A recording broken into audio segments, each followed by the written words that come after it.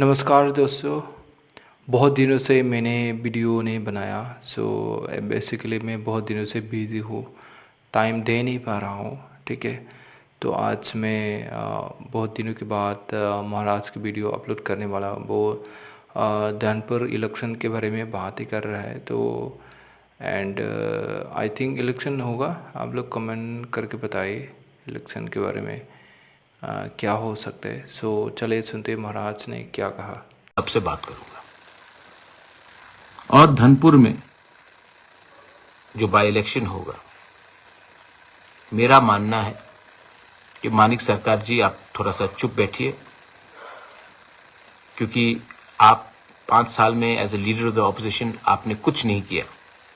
तो थोड़ा चुप बैठिए और हम तैयारी करते हैं कि धनपुर इलेक्शन में कैसे हम लोग जीतेंगे।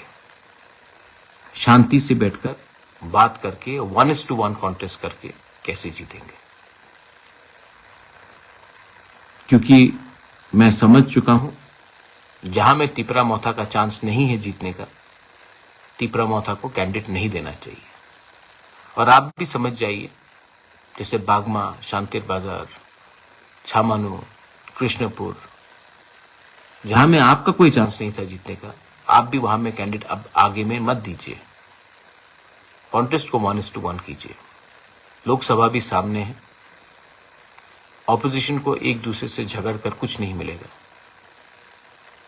ऑपोजिशन को पर्सनल हेट्रेड को छोड़कर लार्जर इंटरेस्ट को देखना पड़ेगा।